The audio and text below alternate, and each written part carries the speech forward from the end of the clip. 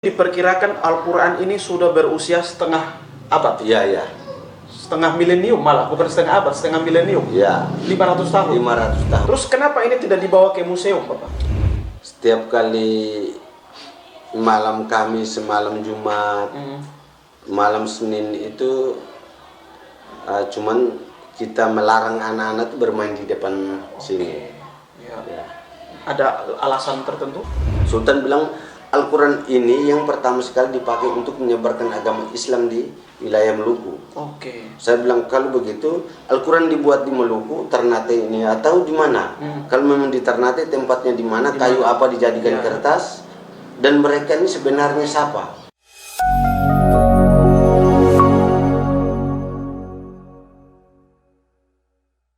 Assalamualaikum warahmatullahi wabarakatuh. Waalaikumsalam warahmatullahi wabarakatuh. Shalom, salve, salam sejahtera untuk kita semua.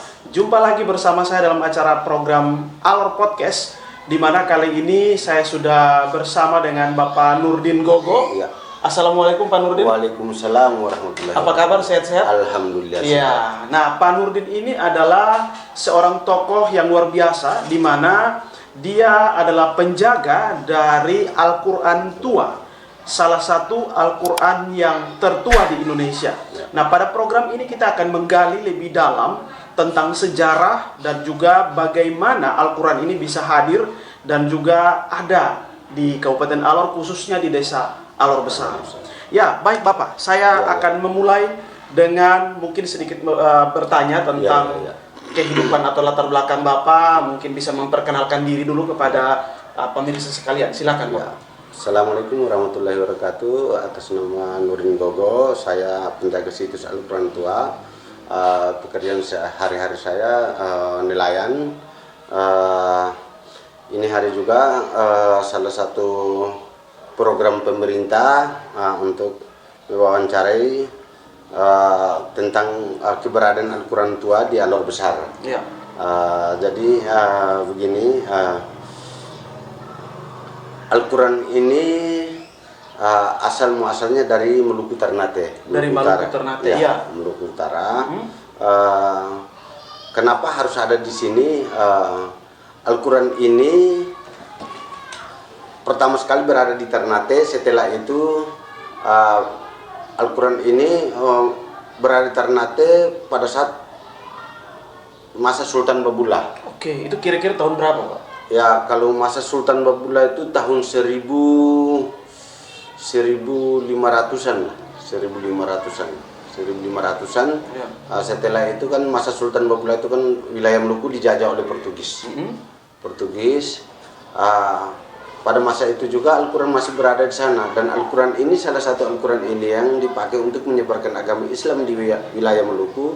Setelah wilayah Maluku juga sudah aman dari penjajah, maka 5 orang bersaudara ini mulai keluar dari Ternate menuju ke Alor ini. Tujuannya untuk menyebarkan agama Islam di Alor. Dan mula-mulanya mereka datang itu pertama sekali itu mereka singgah di salah satu tempat namanya Vetali atau Tanjung Bota. Sambil membawa Al-Quran ini? Ya. Oke. Mereka 5 orang bersaudara itu di dalam perahu, nama perahu itu Tumak Nina. Nama perahu Tumak Nina. Mereka singgah di situ karena mereka singgah itu karena mereka kehabisan air minum. Maka di antara mereka 5 orang itu semuanya turun cari air, tapi air tidak ada. Air minum tidak. Jadi di antara mereka 5 orang salah satu Sultan Iyang Gogo ini ambil tongkat, dan tongkat itu dia pergunakan untuk menancap di pasir, keluarlah mata air itu. Mata air itu, maka sampai sekarang mata air itu dikatakan mata air Banda. Itu letaknya di mana? Di Desa Alila. Oke. Kecamatan Abal, Desa Alila. Dari dulu itu kan orang tidak tahu bahwa mereka ini dari Maluku. Dari Maluku, ya. Mereka orang cuma tahu tuh Banda Naira. Maka air itu dikasih nama Veivanja. Veivanja itu artinya air Banda. Oke. Nah, setelah itu mereka lanjutkan perjalanan lagi. Darat atau laut waktu itu? Laut. Oke. Mereka perjalanan laut dengan mereka punya perahu yang namanya Tumanina itu. Mereka lanjutkan perjalanan datang di salah satu tempat namanya Tangtang atau Desa Emoli, Kecamatan Abal. Mereka di situ mereka bertemu seorang raja namanya Raja Baololong. Raja Balongung itu nama kampung, raja sekolahnya nama yang biasa dipanggil itu Raja Tulimau itu. Di situ mereka bertemu seorang raja, maka mereka memperkenalkan diri, mereka saling sapa, menyapa. Lalu raja tanya, "Bapak dorang ini dari mana?" "Kita ini orang jauh." "Jauh. Bapak dorang jalan ini tujuan apa?" "Kita punya maksud tujuan itu ada." Habis mereka saling dialog. Mereka kembali, 5 orang bersaudara ini kembali tanya kepada Bapak Raja. Ini tahun 1500-an? Ya, 500-an. Okay.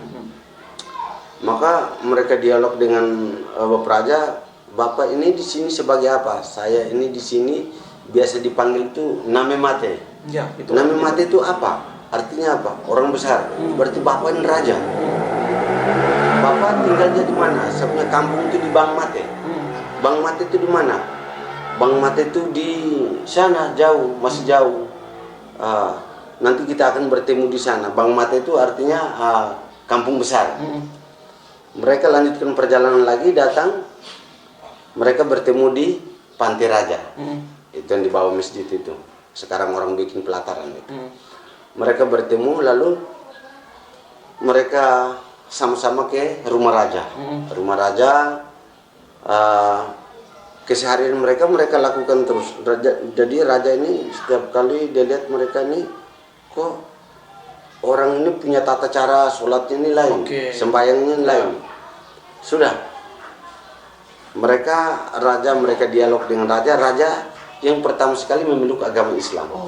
Pada saat itu orang bilang apa, masih menyembah berhala, belum ada agama.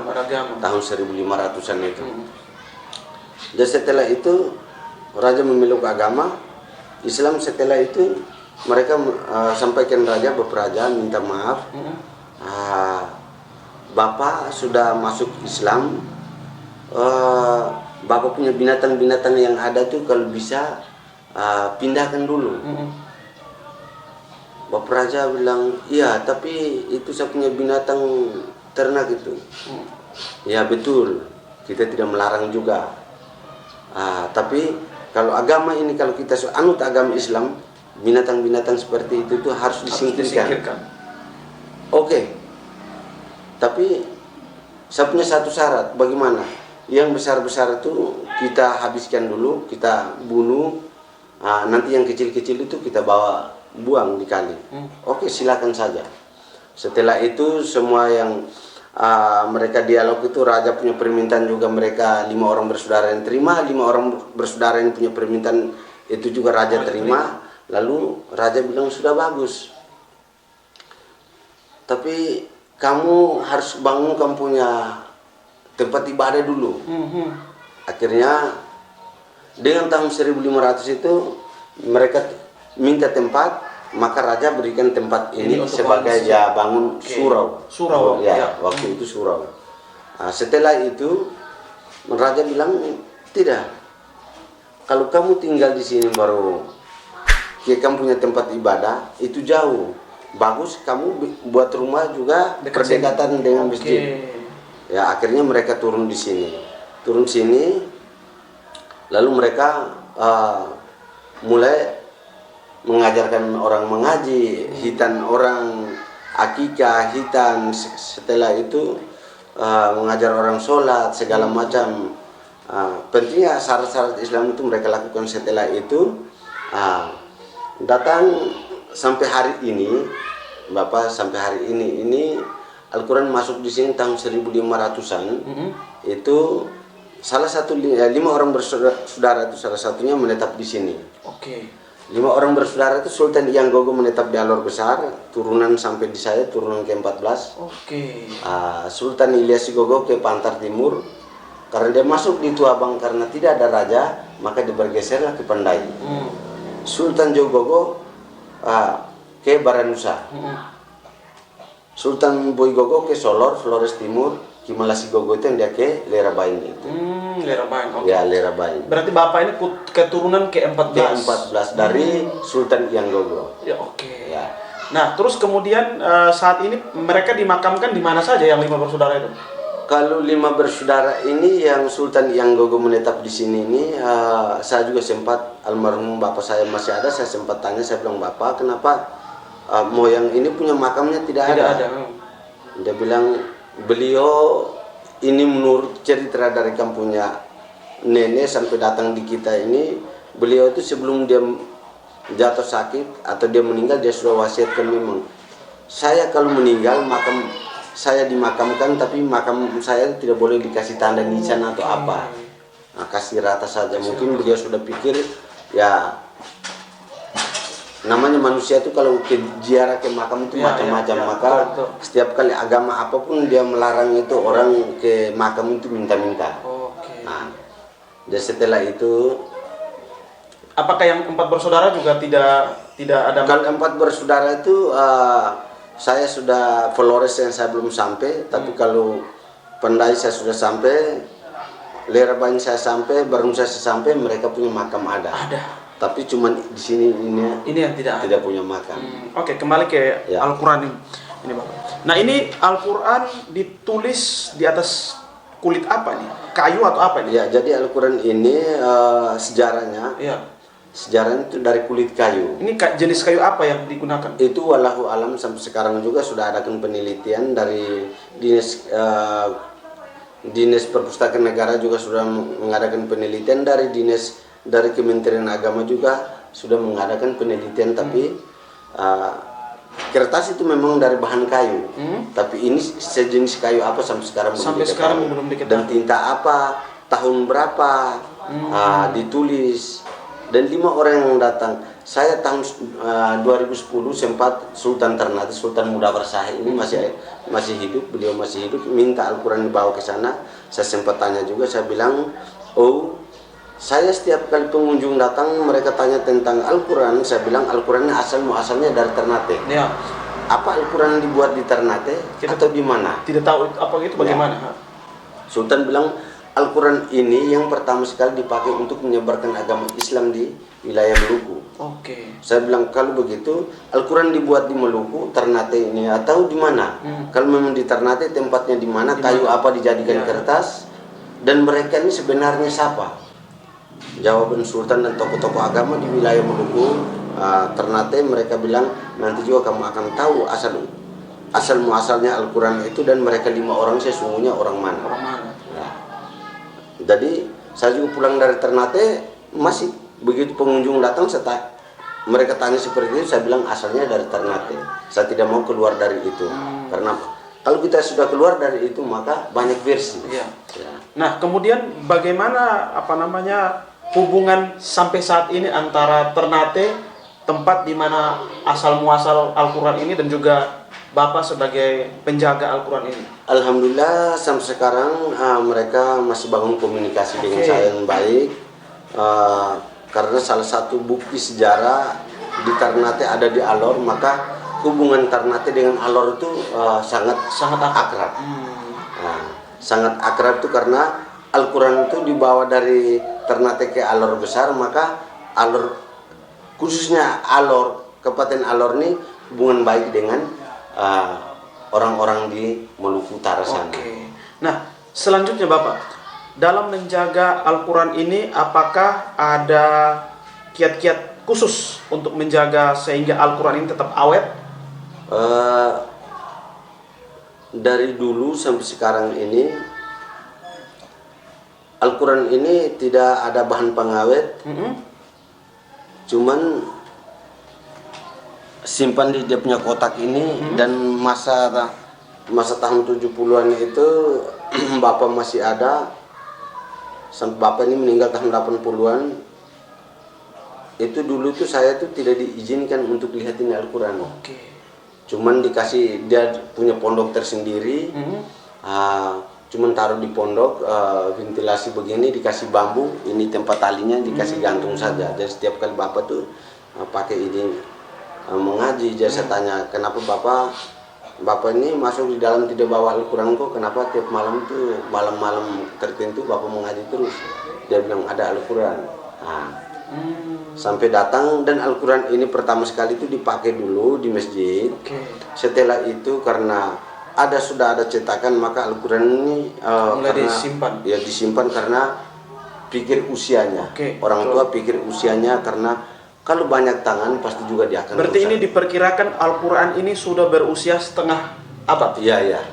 Setengah milenium malah, bukan setengah abad, setengah milenium. Iya. 500 tahun. 500 tahun. Wah, luar biasa. Jadi kalau menurut orang Ternate, kita menyatakan bahwa Al-Quran ini usia berada di Alor ini sudah 500 tahun, mereka tidak mau. Iya. Mereka bilang bukan 500 tahun. Al-Quran itu berada di Alor itu sudah 1000 tahun. Tapi kenapa? kita tidak boleh pakai seperti itu. Mungkin mereka punya perhitungan. Itu mulai pada saat mereka keluar itu. Mereka keluar itu. Jadi mungkin mereka punya perhitungan pada saat keluar. Tapi kita punya hitung itu pada saat mereka tiba Al-Quran itu di sini dengan 5 orang bersaudara. Betul. Ya. Terus Bapak, Al-Quran ini apakah setiap kali tamu datang boleh melihat, membuka? Iya. Jadi tamu itu ya Alkitab itu yang bisa menyatukan manusia. Nah, jadi setiap kali tamu datang, mereka kalau lihat, dan tamu yang sebelum mereka datang mereka kasih informasi, mereka tidak lihat secara langsung seperti ini. Mereka saya simpan di lemari kaca, mereka lihat lewat kaca. Kalau tamu datang. Ya. Dan kemarin gubernur datang itu pun gubernur minta lihat, saya bilang Pak ini aturan, mungkin Bapak tidak lihat secara langsung, Bapak lihat lewat kaca. Isinya masih lengkap? Alhamdulillah. Ini berapa lembar, berapa halamannya ini? Dia kalau jusnya itu 30 juz, 114 surat, 6.666 ayat. Lengkap utuh. Ya. Tidak ada yang terhilang cuman atau Al-Fatihah yang sudah ada yang terputus karena kita mau bilang termakan usia juga. Ya. Terus kenapa ini tidak dibawa ke museum, Bapak? Itu setiap kali pengunjung datang mereka bilang, Pak, kenapa Al-Quran tidak dibawa ke museum? Saya bilang ini salah satu bukti sejarah. Islam masuk di Alor. Ini buktinya, kalau kita bawa ke museum, kehilangan identitas. Maka kita cerita bahwa ini barang Al-Quran ini awalnya di Alor Besar. Islam itu masuk pertama itu di Alor Besar, mana buktinya? Barang buktinya sudah di tangan pemerintah, maka orang tidak akan percaya. Sudah kehilangan identitas. Baik. Nah, apa namanya?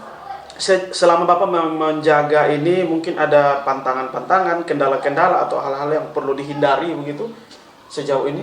Ya, kalau bukan pantangan juga, cuman artinya kalau malam, setiap kali malam Kamis, malam Jumat, malam Senin itu cuman kita melarang anak-anak itu bermain di depan sini. Ya. Ada alasan tertentu? Ya, ini hal gaib. Hal gaib, jadi kadang-kadang kita manusia itu ada yang tidak percaya tentang hal gaib. Tapi saya biasa menyatakan manusia ini kalau dia memeluk salah satu agama, dia tidak percaya tentang hal gaib, dia bukan orang beragama. Walaupun dia itu Islam, Kristen, Hindu, Protestan, dia kalau tidak percaya tentang hal gaib, maka dia itu bukan memeluk salah satu agama. Dan saya di sini bukan hanya orang Islam yang datang melihat, tapi semua, alhamdulillah keluarga manapun, dia itu agama apapun, bangsa manapun dia datang, karena Al-Quran ini adalah kitab suci. Bukan Al-Quran saja yang kitab suci, tapi Taurat, Zabur, Injil, Al-Quran adalah kitab suci. Ya, kita harus saling menghargai. Kalau bukan landasan Alkitab yang ada, kita manusia tidak akan menyatu. Baik, selanjutnya Bapak, saya pengen tanya apakah selama ini Al-Quran ini masih digunakan mungkin untuk dibaca ataukah hanya disimpan saja? Kalau untuk dibawa ke masjid sudah tidak ada. Sudah tidak lagi. Ya, karena tadi awal saya sudah bilang. Karena dulu Al-Quran belum ada itu kan sering dipakai. Tapi begitu karena sudah ada cetakan, maka Al-Quran ini hanya disimpan. Kalau malam-malam tertentu tuh kita cuma yasinan. Berarti masih dipakai juga Masih ya? dipakai juga, iya. Tahun berapa terakhir dia dipakai, Bapak? Dalam arti untuk di masjid?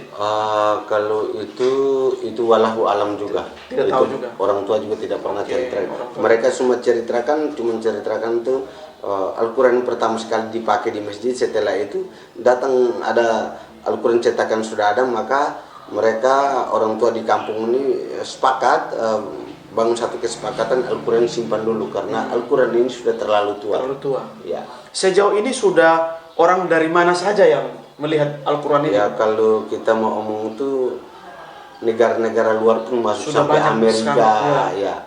Bahkan dari Timur Tengah tuh dari Nyaman, Dubai itu juga sudah datang. Ya. Sekarang saya pengen tahu juga Bapak tentang festival Al-Quran tua. Itu bagaimana ceritanya sampai pemerintah sampai membuat festival Al-Quran tua yang akan dibuat beberapa hari lagi? Ya, ya. Itu programnya gubernur. Oke. Kemarin tahun 2019 ya tahun 2019 tuh akhir tahun 2019 sempat gubernur singgah di sini. Beliau langsung masuk, lihat Al-Quran habis, beliau suruh saya ceritakan tentang narasi perjalanan Al-Quran seperti awal kita ceritakan. Langsung beliau bilang sudah, nanti kita adakan festival. Adakan festival. Dan kalau kita sudah adakan festival Al-Quran tua itu bukan hanya sekali, itu seterusnya jadi agenda rutin. Agenda rutin. Jadi ini festival ini kita keluarga juga tidak inginkan difestivalkan dan pemerintah daerah juga tidak menginginkan festival ini. Ini kemauan dari gubernur. Bagaimana respon keluarga waktu itu ketika disampaikan? Alhamdulillah salah satu angkat nama 5 orang bersaudara yang punya nama. Itu yang pertama, yang kedua angkat nama kampung, nama kabupaten Alor di mata dunia. Mata dunia, betul sekali. Kadang-kadang kita ini orang tuh cuma tahu tuh Flores, Alor tuh orang tidak tahu. Maka alhamdulillah dengan adanya festival ini Alor ini juga bisa terkenal oleh mata dunia. Ya. Baik Bapak, terakhir mungkin Bapak memberikan atau pesan-pesan yang ingin Bapak sampaikan kepada generasi muda Alor ataupun kepada siapapun yang datang dan melihat Al-Quran ini. Mungkin ada yang Bapak sampaikan. Mudah-mudahan terima kasih saya menyampaikan kepada saudara-saudara, adik-adik semua, mereka yang pertama dan utama itu menjaga kerukunan beragama. Yang kedua itu kita taati perintah Allah. Apa yang sudah diajarkan oleh Nabi itu kita taati perintah supaya kita bangun silaturahmi itu tetap berjalan. Kita artinya kita manusia ini jangan suka menganggap dia itu Kristen, dia itu Islam, jangan. Hal itu yang kadang-kadang timbul. Tapi saya rasa bersyukur di Allah tuh hal-hal itu tidak ada dan persatuan toleransi agama itu kuat sekali. Tidak sama dengan di daerah-daerah lain. Jadi itu yang saya mengharapkan, dan anak-anak generasi muda Islam dengan adik-adik yang Kristen itu jangan seperti ikut-ikutan seperti di daerah-daerah yang lain. Kita ini kalau mau bilang kita ini ibaratkan satu induk bertelur, ini induk anak dari induknya itu baru ada yang ke pantai, ada yang ke gunung. Jadi saya ini kenapa saya ini punya moyang itu dari Ternate itu orang ulama besar, artinya mereka itu adalah sultan. Kenapa kok saya ini punya keluarga Kristen itu lebih banyak daripada keluarga Islam. Bahkan mulai dari Alor Timur sampai Abal itu keluarga Islam semua. Karena agama itu keyakinan, kepercayaan masing-masing manusia itu kita harus bangun dulu. Hablum minan nas itu perlu. Hubungan antara manusia dengan manusia itu sudah bagus, baru kita bangun hablum minallah. Kalau saya dengan Bapak kalau hubungan sudah tidak bagus, karena agama, kita sholat gereja juga sama saja. Nah, Tuhan tidak Alkitab manapun tidak mengajarkan manusia itu saling membenci. saling membunuh, Betul. saling mengasihi. Alkitab manapun menceritakan saling mengasihi satu sama yang lain. Agama itu kepercayaan dia, keyakinan dia. Dia pergi gereja, kita tidak ganggu. Kita datang di masjid, dia tidak ganggu. Kenapa kita harus saling membenci? Dia agama apapun, tapi kalau dia ikuti ajaran Alkitab yang ada dia anut itu, ya sesuai dengan ajaran itu dia masuk surga. Kalau tidak, tapi kadang-kadang kita nonton tuh biasa debat pendeta, ustadz antar, itu kalau menurut saya itu salah satu adu domba antar beragama. Dan negara Republik Indonesia ini bukan hanya orang Islam sendiri berjuang, semua bangsa mana, suku mana turut berjuang Republik Indonesia. Jadi saya mengharapkan itu generasi kita jangan seperti negara-negara Timur Tengah. Kita tuh harus punya persatuan. Kalau kita sudah diadu domba, orang kedua masuk selesai. Itu yang saya bisa sampaikan. Terima kasih. Terima kasih. Oke, itu tadi wawancara saya yang sangat luar biasa dengan satu tokoh yang begitu luar biasa menjaga Al-Quran ini turun-temurun 500 tahun. Kiranya apa yang sudah kami bincang-bincang ini bisa memberikan manfaat bagi Bapak Ibu dan rekan-rekan sekalian. Dan yang belum pernah ke Alor dan belum pernah melihat Al-Quran ini, kami undang Bapak Ibu untuk ayo ke Alor dan melihat Al-Quran yang sudah sangat tua ini. Dan pada tanggal 19 mendatang juga akan dilaksanakan Festival Al-Quran Tua. Ini satu festival yang luar biasa. Untuk itu, mari kita dukung program-program pemerintah dan kita dukung pelestarian budaya dan nilai-nilai yang luhur yang betul-betul mau diangkat. Salah satunya dengan pelaksanaan Festival Al-Quran Tua. Dari Desa Alor Besar, saya mengucapkan terima kasih untuk Bapak Ibu sekalian dan Assalamualaikum warahmatullahi wabarakatuh. Waalaikumsalam. Shalom, salve, salam sejahtera untuk kita semua. Terima kasih.